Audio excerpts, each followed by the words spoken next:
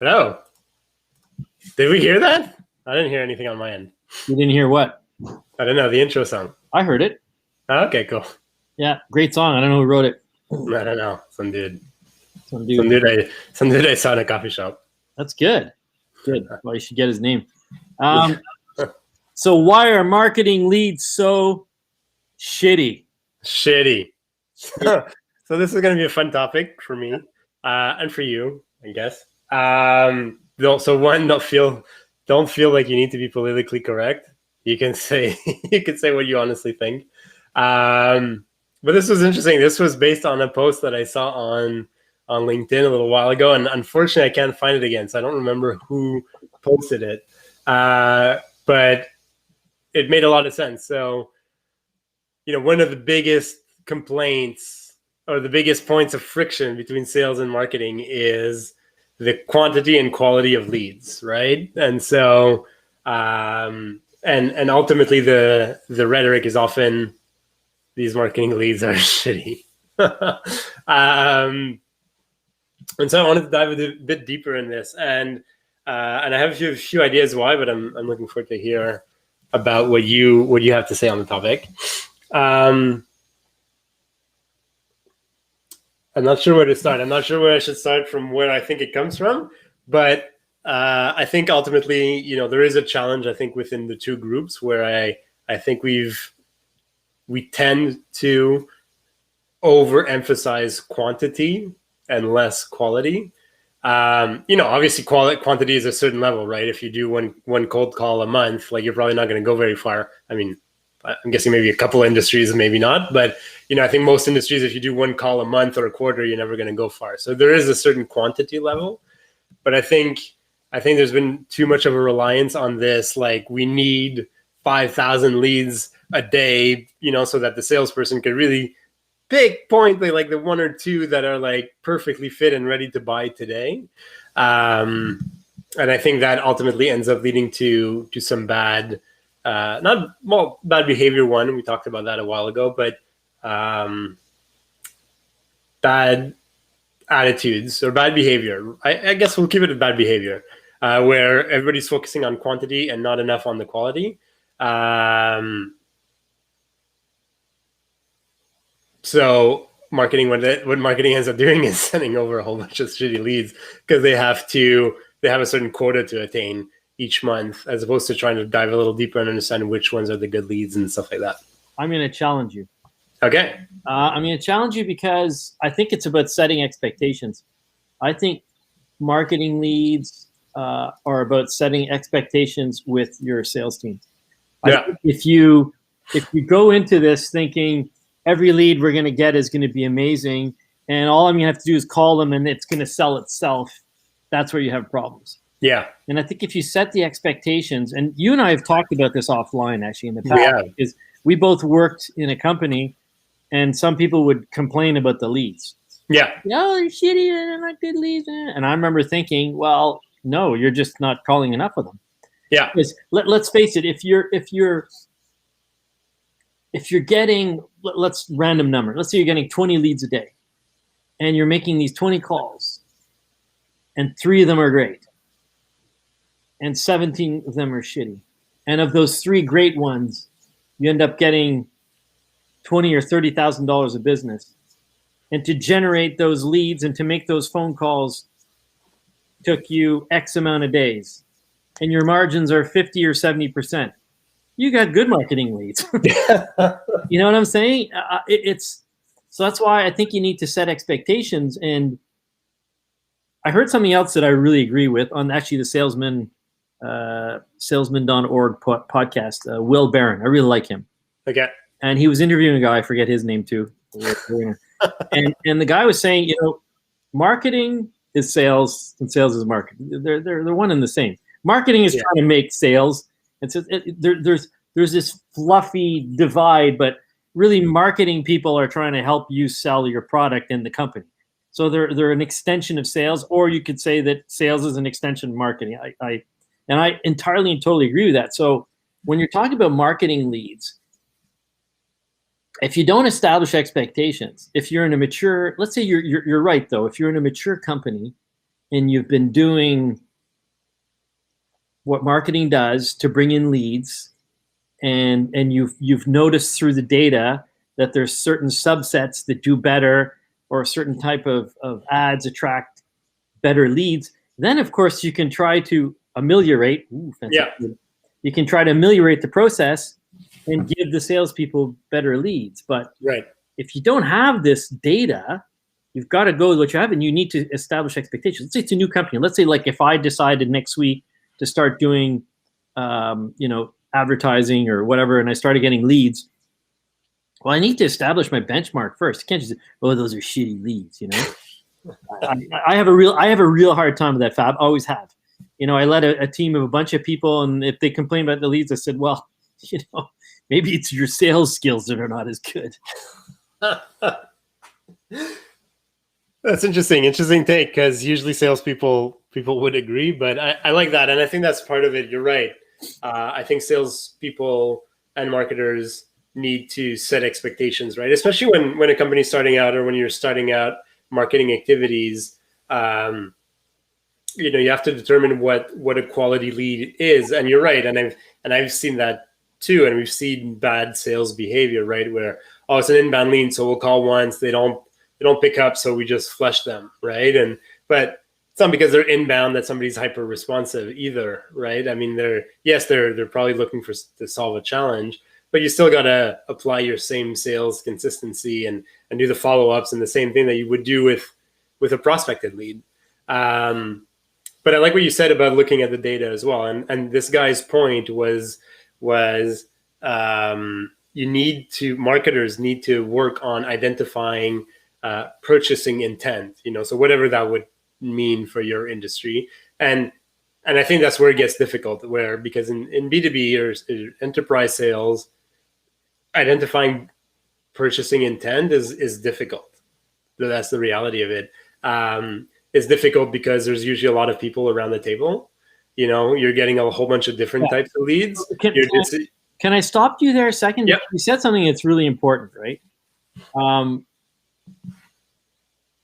And it comes back to what I said before, which is, if you're looking at the data and you're analyzing that, and marketing is looking at what they can do to make the leads better or to have more data, it all, to me, it really does. I really when I hear that word, it makes the hair go up on my back, and I get angry, because I find it usually it's the salespeople's fault.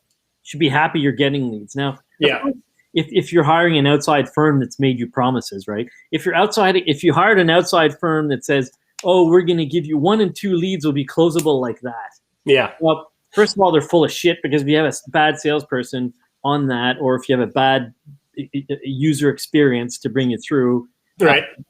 But if you really take the time to understand what you need to do with that lead, and that's why to me the word lead means a lot of different things. Like, when I started out, a lead was a phone book, So anything on that was great, and I think it's expectations. And excuse me, I'm going to go out on a tangent here for a second. That's fine.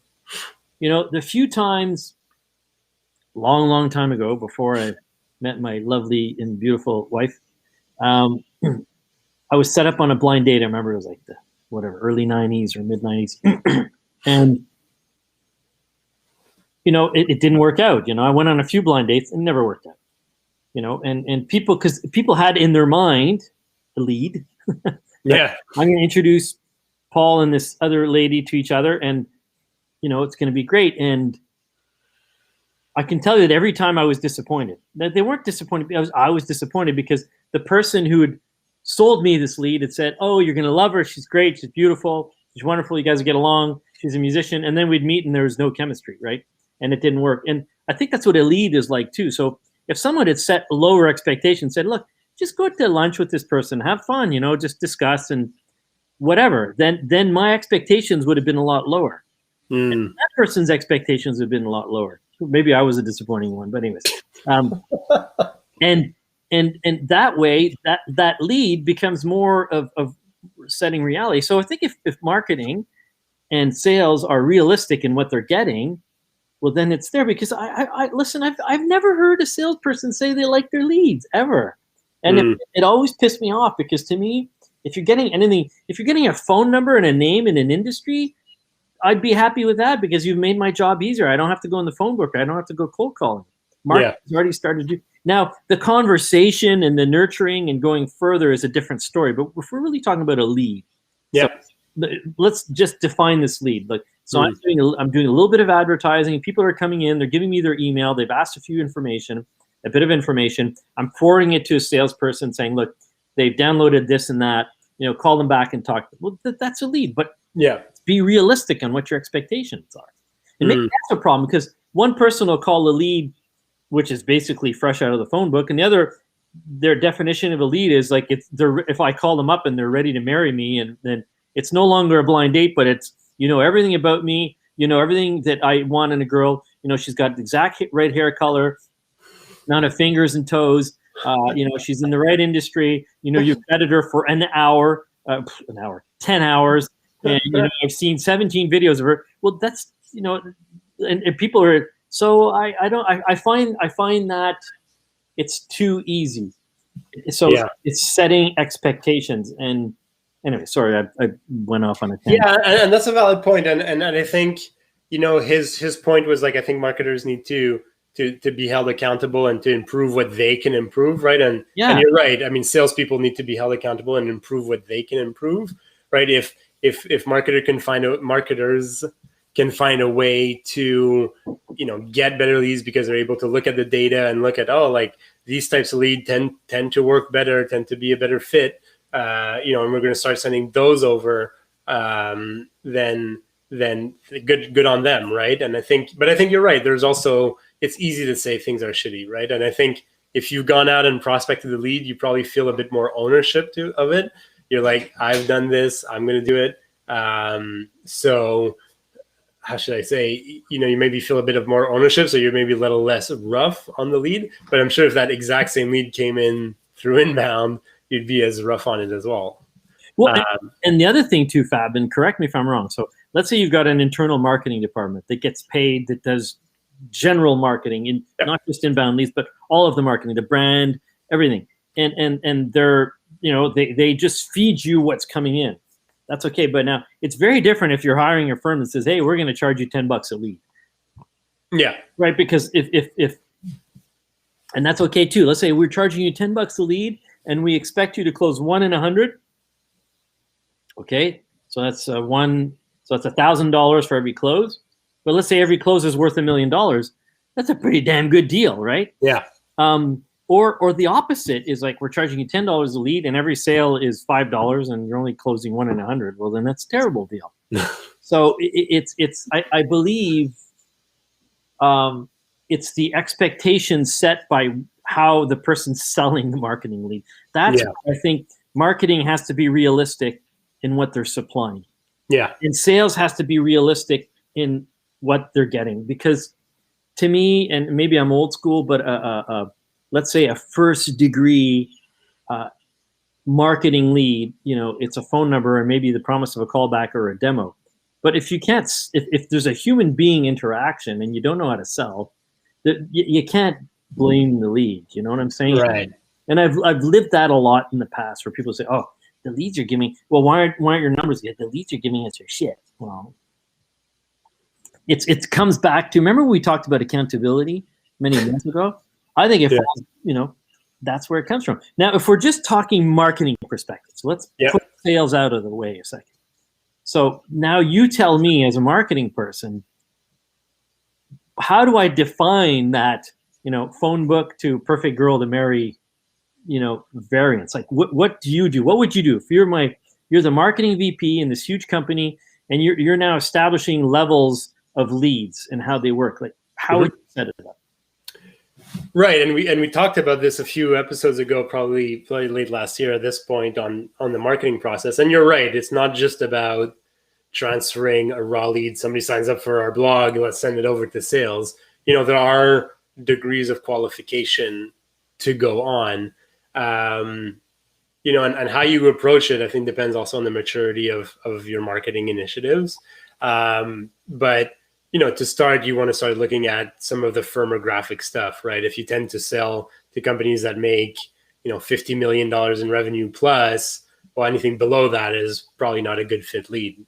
And so there's some firmographic elements there for a lot of people, not everybody, but for a lot of people. And then you start looking at the data, like you were saying, which ones are the ones that are closing at the end, ultimately, which ones are the ones that's closing. And let's backtrack for a bit and let's look at what's making them different, right? What's making them different from the leads that are not closing or that are stagnating?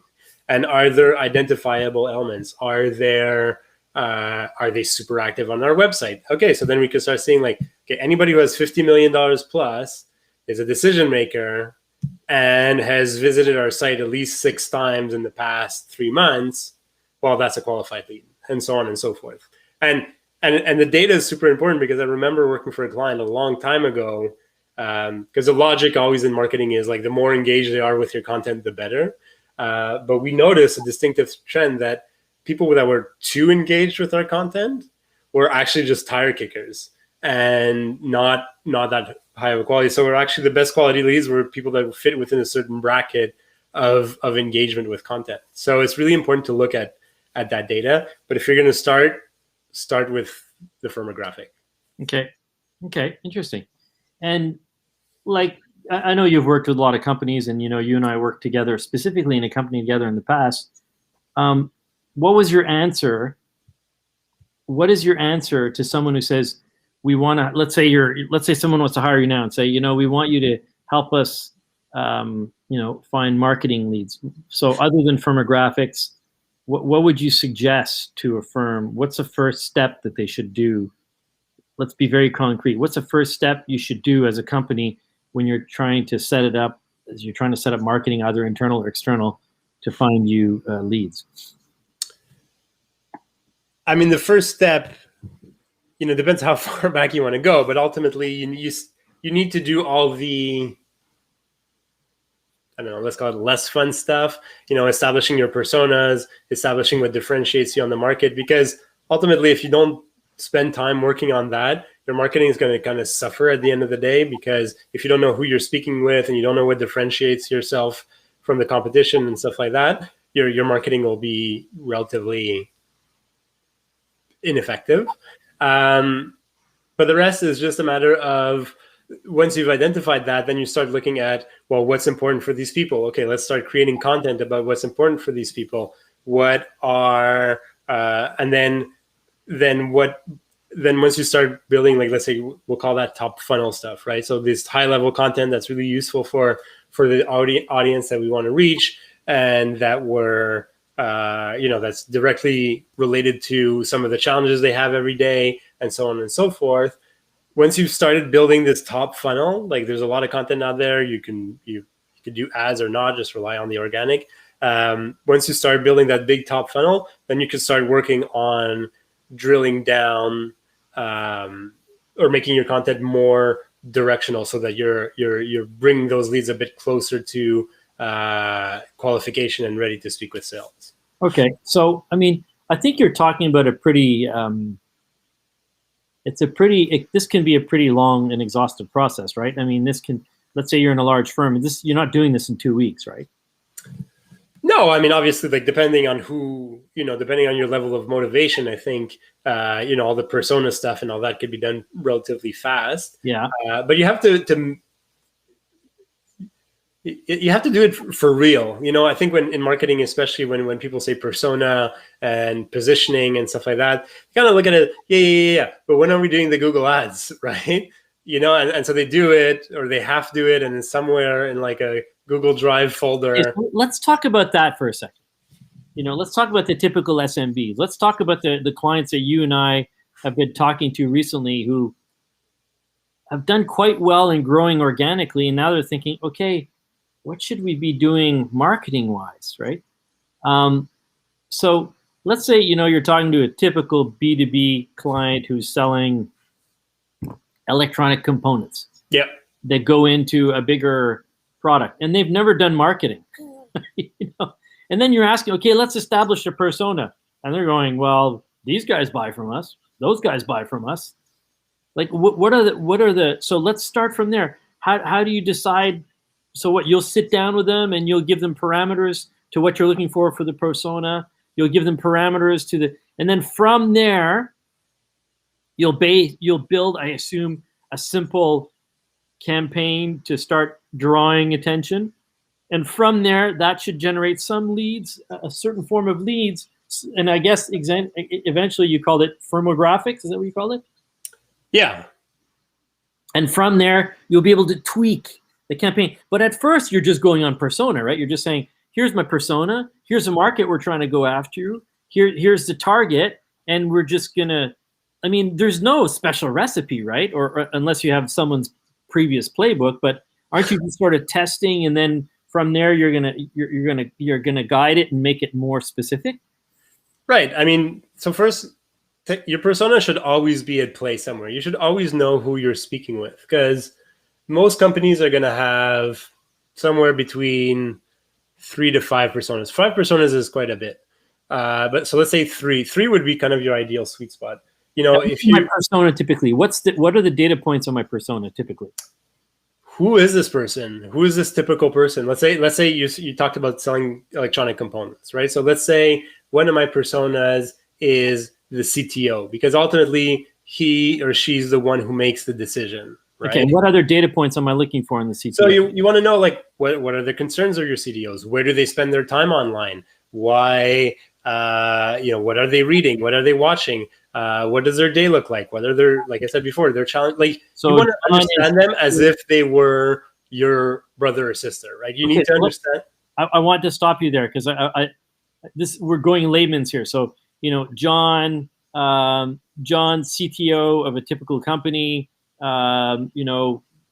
typically university degree, first level. You want to be obviously you don't want to be so specific that it's just one person, but you want to understand, okay, well, a CTO, okay, well, what's a CTO going to be? Well, they're probably going to have, a master's in engineering or whatever. And, maybe from one of the top schools, and, maybe how they got their CTO job while they've risen through the ranks, but they work at the same company for a span of 12 years, let's say. They don't move around their jobs too much, and so on and so forth. Like, you really want to paint a nice picture of who this person is.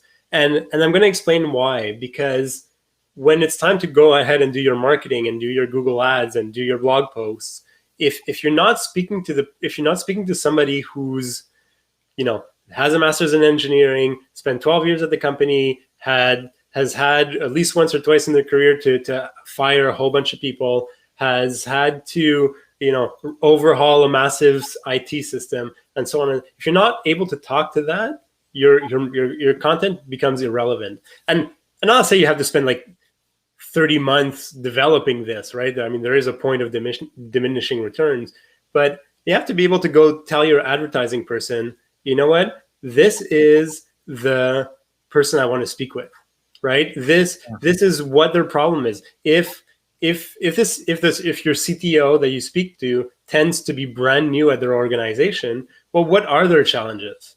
Are they trying to learn the ropes, trying to figure out who's who, hire people, fire people, and if you're not addressing those pain points, the person will just ignore your marketing because it's irrelevant to them, right? Or like let's say you deal with business leaders, but if your marketing content is about, I mean, this is a weirdo example, but let's say working out, you're going to be able to attract some business leaders that are into working out, but overall you'll be bypassing a whole bunch of people that it's just not resonating with them. But if your content is about, how to grow your revenue, how to diminish costs, how to, so on and so blah, blah, blah, blah, blah, well, then that resonates with me. And then if you dive deeper and you know that my ideal customer is actually a business owner, but she's been at this business, she's been running her business for 10 years, well, her reality is going to be very different than somebody who's just started yesterday. And so you need to understand who you're speaking with. Okay, so once you've understood that, and you know who you're speaking to, I guess that's where the real creativity and marketing kicks in, right? Because it's going to be, well, what do I say in my Google ads, right? Yeah. How am I going to And let me ask you something. Is there a category of very data-driven marketing people who are much more analytical and mathematical? And then do you have another category of marketing people who are much more creative and content-based and more emotion-based? Like, is that how it works? Or do marketing people always have to have both in them? I think like traditionally, like some people tend to migrate towards the other, but increasingly those are combined. And that's not to say like I wouldn't hire somebody who's purely creative and zero with numbers. It's just if you're hiring somebody who's purely creative and just not comfortable with data and numbers, then make sure you have somebody who's very strong with data and numbers on the team and get them to work together. Okay. Because even to what you were saying before, you want to have somebody on the team to be able to look at the data and say like, oh, you know what? Like people that visit this blog post tend to convert a lot better. Let's dive into this. Why is that?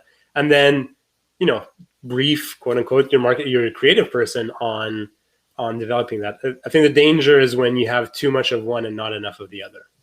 Is it safe to say, Fab, that marketing leads is really the tip of the iceberg? Because saying that a salesperson saying that a marketing lead is shitty might really demonstrate there's a huge problem in sales. Let's say the marketing lead really is shitty, might determine that there's a huge problem in marketing, right? So it's sort of it's a very important touch point, a tactical touch point between marketing and sales that can be the determinate symptom of many different problems. So this conversation should actually be like a 3-hour podcast, because when you're saying this, I'm thinking, when I hear that as a sales leader, when I hear that, my first question is, what's going on in my sales team that they can't convert the lead?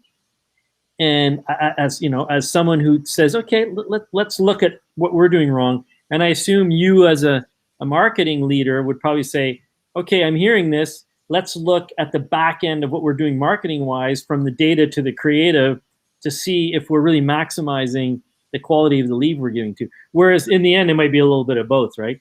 The lead might be a little bit better than what sales are saying, and the leads might be a little shittier than what marketing is saying, right? Yeah, and to make, because I'm gonna have to leave soon, but to kind of close the loop, I guess, or to go back to the start, I think you're right. I think when you start hearing stuff like marketing leads are shitty, it is an indication that yes, there might be some challenges with marketing, but there might be challenges with sales as well. And I think from what I've seen, let's put it this way, one of the biggest culprits is this over-reliance on massive amounts of numbers. Because the reality is, if you try to build up too fast, you end up and I'm not saying that you can't ramp up quickly, but I'm just saying if you're just going too fast and you don't really understand who your persona is and you don't really understand which content is working, you start getting into bad behavior, right? You get into, and I've seen this, marketing teams that then start stretching the firmographic rule, like,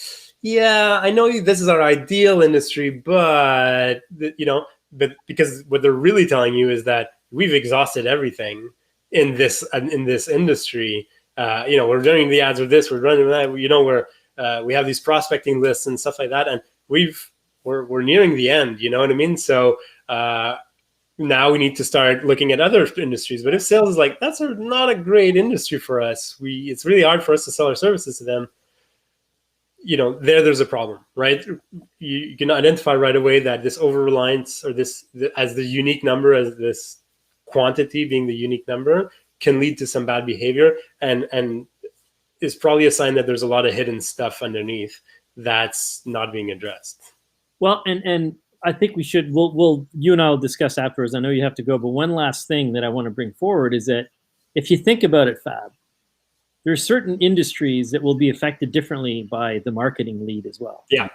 If I think my long lost industry that I came from, which is media, media, I mean, marketing leads would have been non-existent because it was a very saturated industry, very saturated. Yeah. There weren't many people out there saying, oh, I want to find out more about, broadcast advertising. That had I'm not talking about the mom and pop shop, but I'm talking about the major, national advertising. Yeah. And it's a limited market, right? There's only so many ad agencies or even direct marketers, like working directly with certain marketers in a space like that. If you're selling advertising space on a national or international level, there's only a certain number of people that can ultimately work with you, right? And so you're right. It's a full market and it's relatively limited, and so your marketing needs to be different. And we talked about this a while back, which is the whole branding side of things, right? There are some industries where the more complex the sale is, where the more competition there is, where branding starts playing an important element. Yep, exactly. Because the reality is maybe you can generate leads, right? You're saying if I have 300 potential clients and I have a relationship with all of them, they don't all buy from me, but I have a relationship with all of them. Lead generation is only going to go so far, right? Because you might once in a while get somebody new, you might reconvert somebody, but then that's really where you need to work with your sales team to, okay, well, how do we get the people that aren't buying from us right now to buy from us? And that's where your branding gets into play, and that's where you probably get into more very niche and targeted marketing. Yeah. It's very interesting. Because I was just thinking of another client of mine who's only looking for 4 or 5 new clients a year, and they're trying to create an atmosphere. Their clients don't leave. Yeah. So that what they're trying to do is create an atmosphere of an exclusive club, saying, be part of our exclusive club. Our clients don't leave because we serve them so well. And they're in the IT MSP services, so they're like, so it's a whole different approach. So they're you need to take that into consideration. But look, let's call it quits for today. Yeah. And we'll revisit this subject on a future date, because I think there's a lot more to be said here. True story. Thanks, Paul. Thanks, Fab. Take care, everyone.